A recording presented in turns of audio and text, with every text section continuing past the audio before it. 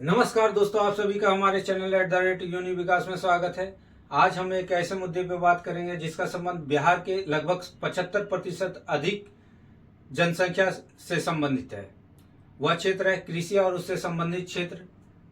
इस क्षेत्र में आज हम लोग इसकी स्थिति, संभावनाएं, चुनौतियां एवं प्रयास पर चर्चा करेंगे। चलिए चर्चा आरंभ करते हैं। सबसे पहले देखें तो कृषि और उसके संबंधित क्षेत्र के अंतर्गत फसल, जल कृषि, वानिकी या मत्स्य पालन, इन सब विषयों को शामिल किया जाता है।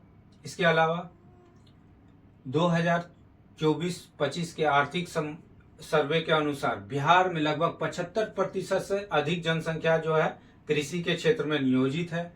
2024-25 का आर्थिक सर्वे बताता है हमें कि 2022-23 में कृषि, मत्स्य पालन, वानिकी आदि का योगदान जो रहा 20.2% रहा, यानी कुल GSVA का 5वां भाग या योगदान दिया है। बिहार में जो है अनुकूल जलवायु और सिंचाई सुविधाओं की उपलब्धता होने के कारण यहाँ पर कृषि जो है अच्छी या फसलों का उत्पादन अच्छा होता है। मुख्य रूप से चावल, दाल, गेहूं। इसके अलावा बागवानी कृषि में देखें तो आम, केला, मखाना आदि फलों का उत्पादन अच्छा होता है। लगभग यहाँ पर 371.4 हजार हेक्टेयर में बागवानी कृषि या फलों का उत्पादन किया जाता है। वहीं सब्जी में 894.01 हजार हेक्टेयर भूमि पर सब्जी का उत्पादन किया जाता है। मुख्य रूप से बैगन, गोभी, फूल गोभी, इन सब सब्जियों का उत्पादन होता है। वहीं कृषि के क्षेत्र में संभावनाओं पर चर्चा करें तो बिहार में चावल, गेहूं, मक्का का उत्पादन तो मांग के अनुरूप किया जा रहा है, लेकिन तिलहन दलहन का उत्पादन जो है केवल अपने उपयोग के लिए किया जा रहा है। तो इस क्षेत्र में हमें संभावना दिख रही है कि इसका उत्पादन मांग के अनुरूप कर सकते हैं। दूसरा देखें तो बागवानी के क्षेत्र में चाय, पान, मधुमक्खी पालन, शहद उत्पादन, इस क्षेत्र में मांग के अनुरूप हम उत्पादन को बढ़ावा दे सकते हैं। इसके अलावा सब्जी के क्षेत्र में देखें तो मशरूम की खेती को व्यवसायिक रूप देने का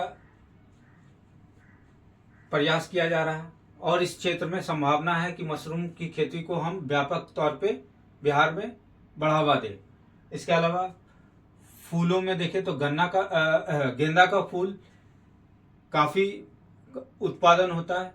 इसके अलावा गुलाब, चमेली आदि फूलों को हम उत्पादन को बढ़ावा देके इसे इत्र या इत्र उद्योग में कन्वर्ट करके, इसके उत्पाद को इत्र उद्योग में कन्वर्ट करके इसको हम बढ़ावा दे सकते हैं।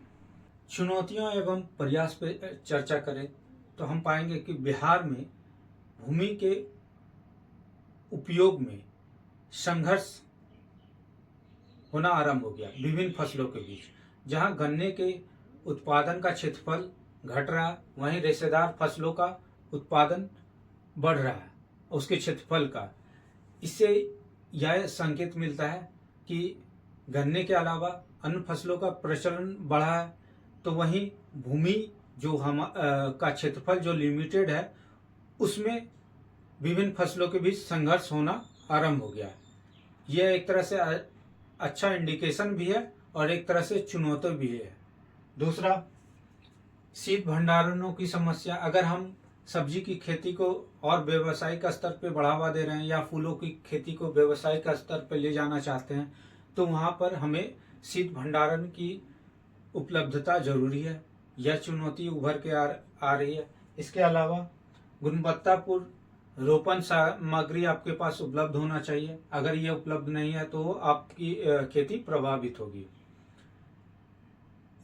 इन चुनौतियों से निपटने के लिए बिहार सरकार ने विभिन्न योजना चलाई है, जिसमें से कुछ 1-2 पॉइंट हम डिस्कस करेंगे। जैसे कृषि रोड मैप में 1, 2, 3, 4 ला के अभी चौथा कृषि रोड मैप में चल रहा 2023 से लेकर 28 के बीच। तो इस तरह से कृषि रोड मैप ला के इन समस्याओं का समाधान करने का प्रयास कर रही है। जैविक कृषि को बढ़ावा दे रही है।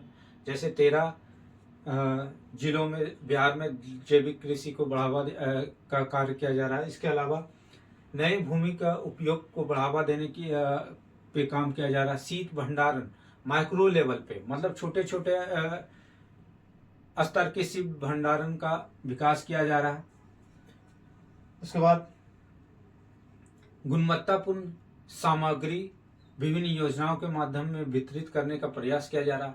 इस प्रकार ओवरऑल देखें तो बिहार में कृषि को और आगे बढ़ाने की संभावना है और इसके लिए राज्य सरकार विभिन्न स्तरों पे प्रयास कर रही है। धन्यवाद।